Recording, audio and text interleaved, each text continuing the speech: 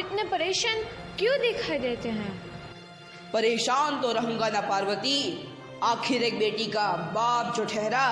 पार्वती, अब उसके हाथ पीले करने का समय आ गया है। पर हमारी आनंदी तो अभी सिर्फ 9 साल की है। अभी तो उसके पढ़ने, लिखने और खेलने कूदने के दिन हैं। देख पार्वती, लड़कियां पराया धन होती है और जितना जल्दी इन्हें घर से विदा कर दे उतना अच्छा है। कल से आनंद की पढ़ाई लिखाई बंद। पर बापू, इसमें मेरी क्या गलती है? आप मुझे पढ़ाई करने क्यों नहीं देते? तेरी गलती है कि तू एक लड़की है। लड़का होती तो क्या बापू? लड़का होती तो क्या? ए लड़की, ज्यादा जबान ना चला, नहीं तो जबान हलक से खींचकर बाहर निकाल दूंगा। बापू, मैं पढ़ लिख कर कुछ बनना चाहती हूँ। मेरी पढ़ाई ना रोको बापू। आनंदी, तुझे पढ़ना है तो पढ़, लेकिन सारी उम्र बाप की छाती पर यूं बोझ बनकर ना बैठ। पर बापू, अभी तो मेरी उम्र पढ़ाई लिखाई की है। मुझे पढ़ लिख कर डॉक्टर बनना है। पढ़ाई पढ़ाई पढ़ाई, आज तो तेरी इन किताबों का काम तमाम करके ही छोड़ूंगा। ये ले। नहीं बापू, मत फोड़ो बापू। हट छोरी। नहीं बापू, नहीं। बापू, ये तुमने क्या किया? तुमने मेरी इन किताबों को ही नहीं फाड़ा बापू, मेरी किस्मत फाड़ दी, मेरी किस्मत। ये कॉपी किताबें ना सिर्फ छोरों के हाथ में अच्छी लगती है, लड़कियों के हाथ में तो सिर्फ मेहंदी अच्छी लगती है, मेहंदी। पर बापू, मैं लड़की हूँ तो क्या हुआ? लड़का और लड़की तो हमारी दोनों आंखों के समान होते हैं। चुप कर आनंदी, और यह एहसान मान कि अब तक जिंदा है तू। कहीं बचपन में गला दबाकर मार दिया होता तो यह तेरी बकबक नहीं सुननी पड़ती आज। पर बापू, मुझे चूल्हा जलाना अच्छा ना लगे है। देख छोरी, जितना जल्दी हो तू चूल्हा जलाना सीख ले, उतना ही अच्छा है तेरे लिए। और हाँ, तेरा ब्याह तो होगा, वो भी कल के कल। अबला जीवन है तुम्हारी यही कहानी। आंचल में है दूध और आंखों में है पानी। मुझे माफ कर दे बेटी, तेरे बापू के जिद के आगे मेरी एक न चलेगी। माफ कर दे बेटी, मुझे माफ कर दे। इस प्रकार मात्र 9 वर्ष की छोटी उम्र में आनंदी का विवाह गोपाल राव जोशी से हो गया। बाल विवाह एक सामाजिक कुरीति है और इस कुप्रथा का शिकार होना पड़ा आनंदी को। 5 वर्ष बाद आनंदी 14 साल की हो गई है। उसके घर एक शिशु ने जन्म लिया है। देखते हैं आगे क्या हो। देखिए ना, इसे क्या हो गया है? इसका माथा तो अंगार की तरह तप रहा है। इसे तो बहुत तेज बुखार है। आप बिना कुछ भी बोलते हैं, दीजिए मुझे। माधव, जल्दी से वैद्य जी को बुला के लाओ। जी, अभी बुला के लाता हूँ। ये तुम क्या कर रही हो आनंदी? भगवान की विभूति लगा रही हूँ। बस करो आनंदी, ये सब अंधविश्वास है। अरे आप यकीन तो कीजिए, भगवान की कृपा से इसका माथा ठंडा हो रहा है और बुखार भी उतर गया है ना बाबू? देखिए, दीजिए मुझे।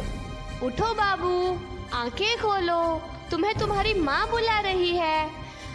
आंखें खोलो, देखिए ना इसे क्या हो गया है। आंखें भी नहीं खोल रहा। आंखें खोलो बेटा। आप चुप क्यों है? आंखें खोलो बेटा, आंखें खोलो। आनंदी, हमारा बेटा अब कभी आंखें नहीं खोलेगा। नहीं, ऐसा नहीं हो सकता। मेरे बेटे को मुझसे कोई नहीं छीन सकता, कोई नहीं छीन सकता। पागल मत बनो आनंदी। माधव,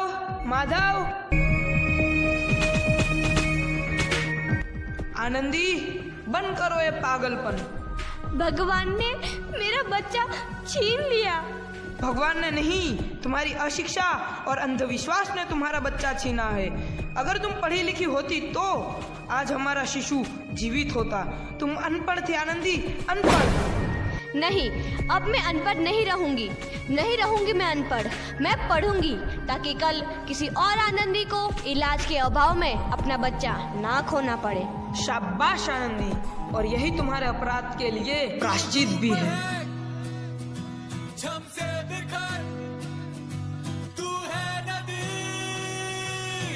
आनंदी, तुम्हारी 12वीं का परिणाम आ गया है। तुमने पूरे कॉलेज में प्रथम स्थान अर्जित किया है। आनंदी, तुम्हारी मेहनत रंग लाई है। तुम्हें शिक्षा वृत्ति मिली है। ये लो तुम्हारे अमेरिका जाने की टिकट। मुझे शिक्षा वृत्ति मिल गई, मैं अमेरिका जा रही हूँ। पर ये सब मैं अकेले कैसे कर पाऊंगी? आनंदी, अपने आप को इतना कमजोर क्यों समझ रही हो? फिर इतना पढ़ने लिखने का क्या फायदा? तुम अभी गवार की गवार नहीं हूँ मैं अब गवार।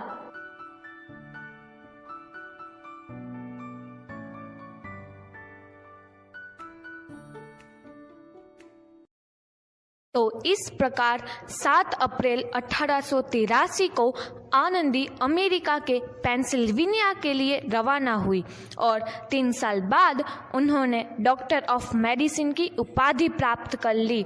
इधर आनंदी के पिता की तबीयत बहुत खराब है। आगे क्या होता है देखते हैं। लगता है अब मेरे जाने का समय आ चुका है। अब मैं नहीं बचूंगा। ऐसा मत बोलो। शहर के सिटी हॉस्पिटल में अमेरिका से डिग्री लेकर कोई बड़ा डॉक्टर आया है। एक बार वहाँ चलकर दिखा लेते हैं। हाँ, सही बोला भैया। कम से कम दिल को तसल्ली तो मिल जाएगी। हाँ, चलो चलो जल्दी हॉस्पिटल चलते हैं।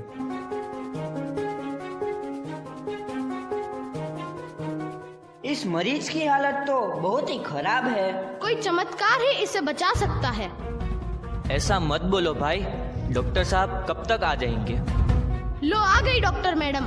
डॉक्टर मैडम जल्दी देखिए, मरीज की हालत बहुत ही खराब है।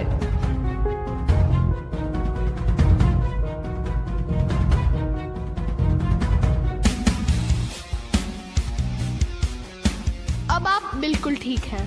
मौत के मुंह से आपको बचाया है डॉक्टर मैडम ने। डॉक्टर साहब ने मुझे बचा लिया। मुझे मिलना है डॉक्टर साहब से। डॉक्टर साहब नहीं, डॉक्टर मैडम बोलो। डॉक्टर मैडम, उन्होंने ही तुम्हें जीवन दान दिया है।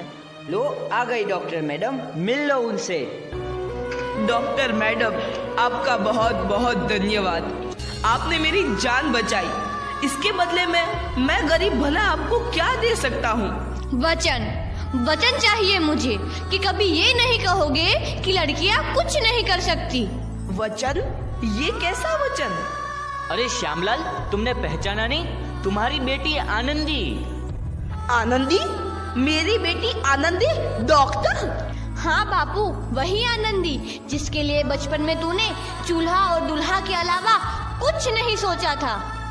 आनंदी, आनंदी मेरी बेटी, मुझे माफ कर दे। मैं तेरा गुनहगार हूँ बेटी। नहीं बापू, वही आनंदी जिसके हाथ पीले करके तुम उसकी सारी जिंदगी काला कर देना चाहते थे। माफ कर दे मुझे मेरी बच्ची, माफ कर दे। मैं तेरा अपराधी हूँ मेरी बच्ची, माफ कर दे। नहीं बापू, मैंने तो तेरा एहसान चुकाया है। याद है ना अपना एहसान जो बचपन में तुमने मुझ पर किया था? ताने सुना कर जीते जी मार डाला था मुझको। अब बोल, और किस किस को मारेगा? आनंदी बेटी, मुझे माफ कर दे मेरी बच्ची। मैं तेरा गुनहगार हूँ। बापू, आपने ही तो बोला था किताबें सिर्फ बेटों के हाथ में अच्छी लगती है, बेटियों के हाथ में तो सिर्फ मेहंदी। बेटों और बेटियों में फर्क करना तो आंखों में फर्क करने समान है। एक का पढ़ना और दूसरे का ना पढ़ना सामाजिक अंधकार है बापू, सामाजिक अंधकार। उपकार मांगता हूँ मैं तुझ जैसी बेटी का, जिसने सारी उम्र मुझसे कुछ ना मांगा।